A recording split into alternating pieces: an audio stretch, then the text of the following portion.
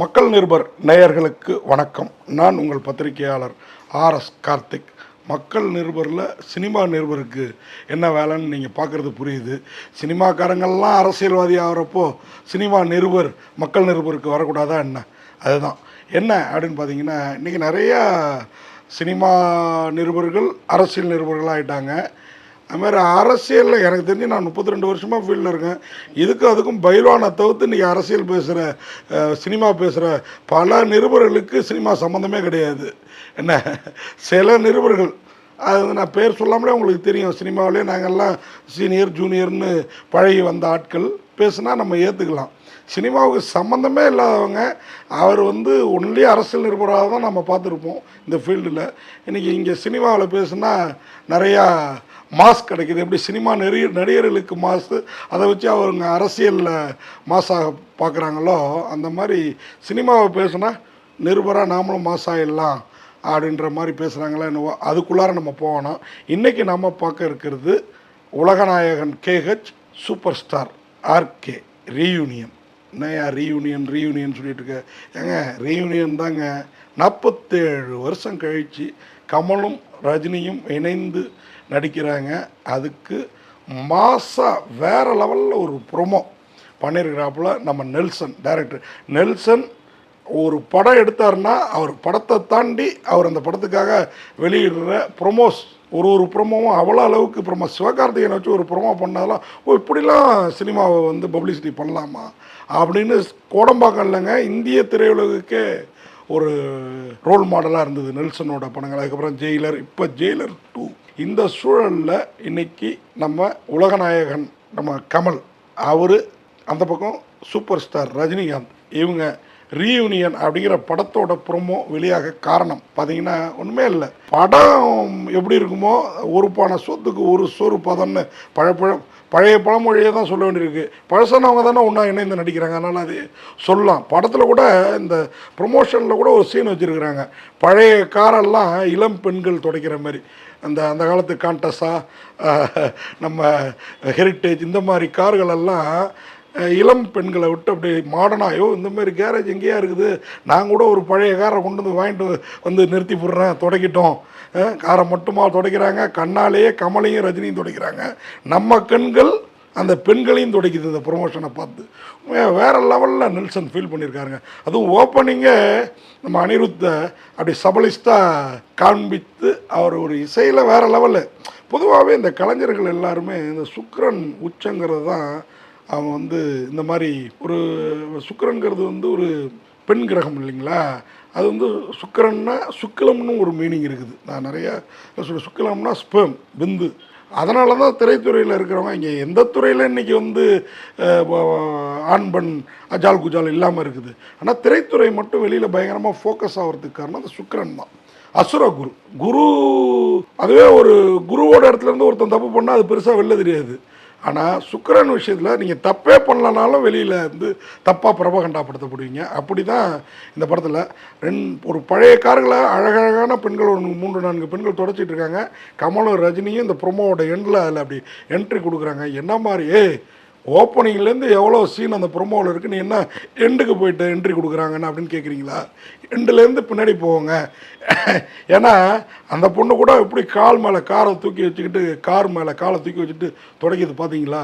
உண்மையாகவே இன்றைக்கி இந்த மாதிரி படங்களை என்ன தான் ரஜினி கமல் இருந்தாலும் இப்படிலாம் ஒரு கிளாஸாக ஒரு ப்ரொமோ, ஒரு ட்ரெய்லர், ஒரு என்னென்ன ஒரு டீசர் இதெல்லாம் வெளியிட்டால் தாங்க இன்றைக்கி மக்கள் மத்தியில். இன்றைக்கெலாம் எனக்குலாம் ரொம்ப வேதனையாக இருக்குது. இந்த சினிமாவை நம்ம விமர்சித்து சாப்பிட்டுட்டு இருக்கோமே அப்படின்ட்டு. மற்றவங்க எப்படியோ, நான் ஓரளவு பாசிட்டிவாக தான் விமர்சனம் பண்ணுவோம், குறை இருந்தால் சின்னதாக சொல்லுவேன். ஆனால் இன்றைக்கெலாம் போன வாரம் 10 படம் 13 படம் ரிலீஸ் ஆகிருக்குது. 10 பேர் 20 பேர் கூட தேட்டரில் இல்லை. நல்ல படங்களுக்கு 10 படத்தில் ஒரு 2 படம் நல்லா இருக்குன்னா அதுக்கே கூட்டம் இல்லைங்கிறாங்க. அதெல்லாம் பார்க்குறப்போ இந்த மாதிரி ப்ரொமோஷன் பண்ணால் தான் ரஜினி கமலாக இருந்தாலும் ஓடுங்கிற வியாபார தந்திரம் தெரிந்து நம்ம நெல்சன் ஒரு அருமையான ப்ரொமோ கட்டுங்க. இந்த ப்ரொமோவை பார்க்கறதுக்காக இப்போ தேட்டரில் ஓடிட்டு இருக்க படங்களை பார்க்கறதுக்கு மக்கள் கூடுவாங்க அப்படிங்கிறது தான் இதில் ஹைலைட். நம்ம என்ன தான் உள்ளங்கையில் செல்ஃபோன் வந்துருச்சு, அதில் ப்ரொமோ பார்த்துட்டோம்னாலும் இப்போ எனக்கே தேட்டரில் போய் ஒரு படம் பார்க்கணும், இந்த ப்ரொமோவை பார்க்கணும். இப்போ நமக்கு போடுற பத்திரிகையாளர் காட்சியில் இதெல்லாம் காட்ட மாட்டாங்க. அதுக்கப்புறம் நேராக ப்ரெஸ் மீட் வச்சு அந்த ப்ரொமோவை போட்டு காட்டுவாங்க. இது ரஜினி கமல் படங்கிறதுனால பெருசாக ப்ரெஸ் மீட்டுக்கும் வாய்ப்பு கிடையாது. நேரடியாக வந்துடுவாங்க இல்லையா, ட்ரெய்லர் ரிலீஸோ இசை வெளியீட்டுக்கோ. அப்போது என்ன மாதிரி ஒரு வியாபாரத்தை இன்னைக்கு தமிழ்நாடு மட்டும் இல்லைங்க, தமிழ்நாடு, கேரளா, ஆந்திரா, கர்நாடகா எல்லா ஊரும், ஹிந்தி கூட நினைக்கிறேன், எல்லா ஊருக்கும் ட்ரெயிலில் இந்த ப்ரொமோவை கட் பண்ணி அனுப்பியிருக்காங்க. பார்த்தா அத்தனை பேரும் எப்படி அமிதாப் இந்திய சினிமாவில் மொத்தத்துக்கும் தெரியுமோ அதுமாரி கமல் ரஜினியை வந்து தெரியாத இந்தியரே இருக்க முடியாது இன்றைக்கி சூழலில். அப்படி வந்து இந்த ப்ரொமோவை வெளியிட்டிருக்கிறாங்க. ரொம்ப பிரமாதமாக இருக்குது. எல்லாரும் தேட்டரில் இந்த ப்ரொமோவை பார்க்குறதுக்காகவாது டிக்கெட் வாங்கிட்டு வருவாங்க. அதுக்கு வந்து உண்மையாகவே வந்து நெல்சன், ரஜினி, கமல் கூடவே இன்பன் உதயநிதியோட ரெட் ஜெயின்ட் மூவிஸ், ரெட் ஜெயின்ட்டை வந்து நம்ம பாராட்டணும். என்னடா இன்பன் உதயநிதி அப்படின்னு சொல்லிட்டு பாருங்கள், இந்த காம்பினேஷன் பாருங்கள். இவங்க ரெண்டு பேருக்கும் அவருக்கு தாத்தா காலத்து ஆட்கள். இவங்க ரெண்டு பேரும் கமலும் ரஜினியும் அவங்கள வச்சு இன்பன் உதயநிதி பண்ணுறாரு படம் அப்படின்னா உண்மையாகவே உதயநிதி இன்றைக்கி அமைச்சராகிட்டதுனால இன்றைக்கி ரெட் ஜெயின் வந்து செண்பகமூர்த்தி கூடவே இந்த இன்பன் உதயநிதி, ராஜா இவங்களாம் இருந்து பண்ணுறாங்க. இன்பன் உதயநிதி தான் மெயின் அந்த உரிமையாளர் இல்லைங்களா. அப்போ இன்பன் உதயநிதி நம்மளே ரஜினி கமலை எவ்வளோ வியப்பாக பார்ப்போம். உதயநிதியே எப்படி பார்த்துருப்பார் இன்றைக்கி அமைச்சர் உதயநிதி ஸ்டாலினே இன்றைக்கி ரஜினி கமலை எப்படி பார்த்துருப்பார். ஏன் ஸ்டாலின் ஐயா, முதல்வர் ஸ்டாலின் ஐயாவே ரஜினி கமலோட சமகாலத்து ஆட்கள்னாலும் அவங்கள பார்த்துட்டு அவரும் ஒரு படம் நடித்தார், சில சீரியல்ஸ்லாம் நடித்தார் இல்லைங்களா. ஏன் அப்படின்னா அதுதான் சினிமாவோட மாஸ். இன்றைக்கி இந்த டயத்தில் இந்த ப்ரொமோவை இறக்கிருக்கிறதுல கூட எனக்கு ஏதாவது பாலிடிக்ஸ் இருக்குமோ அப்படின்னு தோணுது. எனக்கு மட்டும் இல்லை, பலரோட. ஏன்னா ஒரு பக்கம் விஜய் ஒரு மாஸ் காட்டிக்கிட்டு இருக்காரு, அதுக்கு போட்டியாக என்னடா பண்ணலாம், ஏற்கனவே நம்ம கூட கமல் இருக்கார், இன்னும் யாரை வலிக்கலாம் அப்படின்னா அப்போ ரஜினி ஒருத்தர் தான் மிஸ்ஸிங். எங்கே இந்த டயத்தில் எலெக்ஷன் நேரத்தில் வழக்கம் போல் என்ன அவர் கொஞ்சம் இந்து பற்றாளரையா இல்லைங்களா, இந்த மாதிரி அவர் கொஞ்சம் இந்து மத பற்றாளர். டக்குன்னு ஏதாவது டைலாக் விட்டுற போகிறாடு, அதுக்குள்ளார நம்ம பிடிச்சி போட்டுருவோம் அப்படிங்கிற மாதிரி ரெட் ஜெயண்ட் வந்து ரஜினி. அதாவது பாருங்கள், எனக்கு கூட ரஜினி கமல் அதுவும் ஒரு குற்றச்சாட்டு இருக்குங்க. கமல் ரஜினியை வந்து உள்ளே இழுத்து போட்டு இன்றைக்கி ஒரு படம் பண்ணுறாங்க, கமல் ரஜினி ரீயூனியன் அப்படின்னு சொல்லிட்டு. அப்படின்னா அது உண்மையாக பெருமையாக இருக்குது. எனக்கு என்னென்னா பாருங்கள், இப்போ நான் பேசுகிறப்ப கூட ரஜினி கமல் தான் வருது. கமல் சீனியர், சின்ன வயசுலேருந்து நடிக்கிறாரு, அதை ரஜினியே பல முறை சொல்லியிருக்கிறாரு. அதுமாதிரி விஜய் அஜித்துங்கிறது கரெக்டு, ஆனால் எனக்கு கூட அஜித் விஜய்ன்னு தான் வரும், அது ஏன்னு தெரியாது. அந்த மாதிரி சில விஷயங்கள் கூட இந்த படத்தில் ரொம்ப நேர்த்தியாக நெல்சன் பண்ணியிருக்காரு. அதுவும் அந்த ஓப்பனிங், நீங்கள் கேட்ட ஓப்பனிங்க்கு இப்போ நான் வரேன். ஓப்பனிங் பார்த்தீங்கன்னா ஒரு ஷூ எடுப்பார், அது சார் போட்டு பார்த்துட்டாரு. யார் இந்த ரூமுக்கு போகலாமா அந்த ரூமுக்கு போகலாமான்னு அல்லாடிட்டு இருப்பார் நெல்சன். அந்த ஒரு ஹோட்டல் காரிடார் மாதிரி தெரியுது, அது தனித்தனி அறைகள், பெரிய ஷூட் அறைகளாக இருக்கும். அது வாசலில் நின்றுட்டு இந்த ரூம் போகலாமா இந்த ரூம் போகலாமான்ட்டு அப்படி பார்த்துட்டு இருப்பார். அப்போ அனிருத் பின்னணிலேருந்து கிராஸ் ஆகிட்டு மியூசிக் தனனா அப்படிங்கிற மாதிரி ஏதோ ஒன்று போட்டுட்டு வராரு. கரகர பிரியான்றாரு கடைசியாக. சண்முக பிரியா போகலாமா மோகன பிரியா போகலாமா, யார் ஹீரோயினான்னு இவர் நெல்சன். மியூசிக் டியூன் எந்த ராகத்தில் போகலான்னு நாம் யோசிச்சுட்டு வரோம்னு. எனக்கே இசை தெரியும், என்கிட்டயே போடுறான் பாருங்க அப்படின்னு சொல்லிட்டு அனிருத்தை அங்கே ஒரு நக்கல் விட்டு அப்படியே உள்ள அவர் இல்லை கரகர பிரியாவுக்கே போயிடுவோம் அப்படின்ட்டு அவர் ரூமை கடந்து போக இந்த கையில் இதுவா அதுவான்னு அவர் போட்டு வந்தது இந்த விரல் வித்தை நல்லா இருக்குது. உடனே சிம்புவை நினச்சிடாதீங்க, ரஜினி கமலுக்கு வந்து இந்த ஃபிங்கர் சாய்ஸ் நல்லா இருக்கேன்னு சொல்லிட்டு இவர் அப்படி போட்டு 7ஆம் நம்பர் ரூம், சினிமாவுக்கு 7. நான் எப்படி சுக்ரன் சினிமாவுக்கு சொல்கிறேன்னா அது மாதிரி 7ஆம் நம்பர் சினிமாவுக்கு ரொம்ப ராசியான நம்பர். கமல் அதில் பிறந்தாரெல்லாம் சொல்லுவாங்க. அந்த மாதிரி அக்டோபர் 7 நவம்பர் 7 இல்லைங்களா, அவங்களுக்கு தெரியும். அப்போது கமலோட ரூமுக்குள்ளார போகிறார். 7ன்னு காட்டினோடனே கமல் ரூமுன்னு நமக்கு முடிவாயிடுது. உள்ளே போகிறாரு. உள்ளே போய் இதை நான் எடுக்கவான்னு கேட்குறாரு. ஷூ, கண்ணாடி, ஃபிக்ஸு இதெல்லாம் கேட்குறாரு. இது அவர் எடுத்துட்டாரு, இது அவர் போட்டார், வாட்ச்சு எல்லாம் இது சார் போட்டு பார்த்துட்டாருங்கிறப்போ இது சிங்கிள் மீனிங்கில் தான் பேசிகிட்டு இருக்காங்க.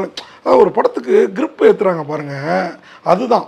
அது வந்து நெல்சன் ரொம்ப அழகாக அவர் சிவகார்த்திகேயன் படத்துலேருந்து அடுத்து வந்த அவருடைய படங்கள் அத்தனைக்கும் ஒரு ப்ரொமோ பண்ணுவார். அது வேறு லெவலில் இருக்கும். அது எல்லாத்தையும் தாண்டி 100 டைம்ஸ் வேறு லெவலில் இருக்குன்னா அது இந்த ப்ரொமோவை சொல்லணும். ஆர்கே, அதாவது கேஹெச் அண்ட் ஆர்கே ரீயூனியன். ஏன்னா எப்படி கமல் கமல் சமாளிச்சிருவார், அவர் இன்றைக்கி திமுக கூட்டணியில் இருக்கிறாரு. ரஜினி எப்படி வந்தார் அப்படின்னு பார்த்தோம்னா இதுதாங்க அரசியல் பல்நோக்கர்களோட ஒரு கேள்விக்குறியாக இருக்குது. ஏன்னா ஒரு பக்கம் விஜய், ஒரு பக்கம் ஏடிஎம்கே வழக்கம் போல் செந்திலேருந்து எல்லாரையும் கூட்டு வச்சு ஒரு பிரச்சாரம் பண்ணிகிட்டு இருக்கோம். இப்போ நாம் என்ன பண்ணுறது? என்னதான் உதயநிதி ஸ்டாலின் நடிகராக இருந்து அமைச்சரானவர் அப்படின்னாலும் இன்னும் மாஸ் பக்கா மாஸ் அப்படின்னு போகணும் இல்லையா? விஜய்க்கு ஈக்குவலாக, விஜயை தாண்டி அப்படின்னா ரஜினியை ஒரு லாபகமாக இதுக்குள்ளார இழுத்துட்டு வந்திருக்காங்க பாருங்கள். கிரேட்டுங்க. உண்மையாகவே அந்த பழைய கேரேஜில் இளம்பெண்களில் வந்து தொடக்க விடுறாங்க அந்த கார்களை. கிட்டத்தட்ட கொஞ்சம் பழசாகி போனாலும் புதுசாக தெரிகிற ரஜினி கமலுக்கு இளம் பெண்கள், இளம் நடிகைகளை ஜோடியாக்கி நம்மளை இன்னும் குதூகலப்படுத்துவார் நெல்சன் அப்படிங்கிறது தெரியுது. அதை தாண்டி வர்ற எலெக்ஷன் இன்னும் 2 மாதம் கூட இல்லை. எலெக்ஷன் இன்னும் டேட் அறிவிக்கலாம், நான் விரைவில் அறிவிச்சிருவாங்க. எப்படியும் ஏப்ரல் மேயில் நடந்து முடிஞ்சு கிட்டத்தட்ட ரிசல்ட்டே வந்திருக்கும்.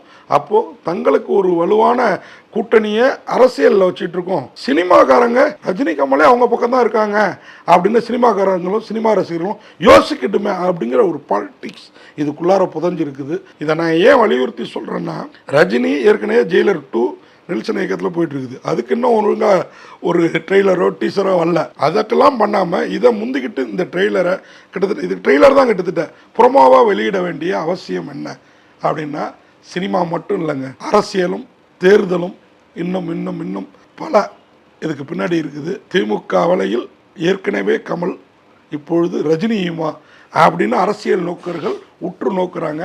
விரைவில் அதற்கான விடையும் நமக்கு தெரிய வரும். நிச்சயம் 2 பேருக்கும் பல 100 கோடிகள் வந்து சம்பளமாக வழங்கப்பட்டிருக்கும். அதை தாண்டி ரஜினி உங்களுக்கு தெரியும் இல்லைங்களா, என்னதான் கமல் ரஜினி அப்படின்னு கமல் ரஜினி ரீயூனியன் டைட்டில் போட்டாலும் 2ஆம் இடத்துல இருக்கிற பேருக்கு சொந்தக்காரரான ரஜினி இதுக்கு சம்மதித்ததையே கமல் எதிர்பார்த்துருக்க மாட்டார் இல்லைங்களா? ஸோ அப்போ ரஜினிக்கான ஊதியம், கமலுக்கான மரியாதை எல்லாமே நிரம்ப கிடைக்கும். எப்படி கமல் திமுகவை நோக்கி வந்தார், உடனடியாக எம்பி ஆனார். ரஜினி நேரடியாக வரல, ஆனால் எலெக்ஷன் நேரத்தில் இப்படி ஒரு ட்ரெய்லர் ப்ரொமோ மூலம் வேறு லெவலில் இணைஞ்சிருக்கிறாரு. இதை பார்த்து இந்திய அரசியலே கொஞ்சம் கலகலத்து போயிருக்கோம். இந்நேரம் பல வேலைகள் நாடா அப்படின்ற லெவலில் நடந்திருக்கும். இது இல்லாமல் நான் ஏன் இதை அழுத்தமாக கூடுறேன்னா, சமீபமாக ஒரு படம் வித் லவ், ரஜினியோடைய மகள் சௌந்தர்யா ரஜினிகாந்த் தான் வந்து அதுக்கு one of the producer. Rajini family உங்களுக்கு தெரியும்ல, காசை பெருசாக இருக்க மாட்டாங்க, அவங்க கூட வர்றவங்களாம் அப்படியே காசாக்கி இறக்கி இந்த படம் வெற்றி அடைஞ்சிது. இப்போது முதல்வர் ஸ்டாலின் ஐயா வந்து படம் பார்க்க கூப்பிட்டு காட்டி அதுக்காக பாராட்டு பெற்றுட்டு வராங்க. பார்த்தாரா இல்லையா அதெல்லாம் வேறு விஷயம். வித்லவ்ங்கிற படத்துக்காக சௌந்தர்யா ரஜினிகாந்த் வந்து முதல்வர் ஸ்டாலினை போய் சந்திக்கிறாங்க. அப்படின்னா இன்றைக்கி ரஜினியோட எல்லாத்தையும் கவனிச்சுக்கிறது சௌந்தர்யா ரஜினிகாந்த் தான். அப்போ இந்த படமும் கூட அங்கேயே பேசப்பட்டிருக்குமோ? ஆனால் ப்ரொமோ இந்த 10 நாளுக்குள்ளார எடுத்துருக்க முடியாது, முன்னாடியே ஆரம்பிச்சிருக்கும். ஆனால் இன்னும் பல விஷயங்கள், அப்பா அப்படி மெல்ல நம்ம கூட சினிமாவுக்கு வந்துட்டாருமா, அடுத்து மெல்ல, ஏன்னா ரஜினி வந்து நேரடியாக ரெட் ஜெயண்டில் இது வரைக்கும் எதுவும் பண்ணதில்லை பெருசாக. சன் டிவி பண்ணியிருக்கிறாரு. சன் சன்னுங்கிறது வந்து ஒரு பொது, அப்படி இருக்கிறப்ப இப்போ நேரடியாக ரெட் ஜெயின்குள்ளாரே வந்திருக்கிறாரு. அதுவும் கமலோட கைகோத்து வந்திருக்கிறாருங்கிறப்போ நம்மளுடைய சந்தேகங்கள், என்னுடைய சந்தேகம் அல்ல, அரசியல் நோக்கர்களோட அரசியல் விமர்சகர்களோட சந்தேகத்தை இது வாயிலாக நான் தெரிவிச்சிருக்கிறேன். மொத்தத்தில் திமுக வலையில் இல்லை, இப்படி கூட நீங்கள் வச்சுக்கலாம், திமுகவின் அன்பு பிடியில் கமல் ரஜினி, அதுதான் கமல் ரஜினி ரீயூனியன் அப்படின்னு சொல்லி விடைபெறேன். நன்றி, வணக்கம்.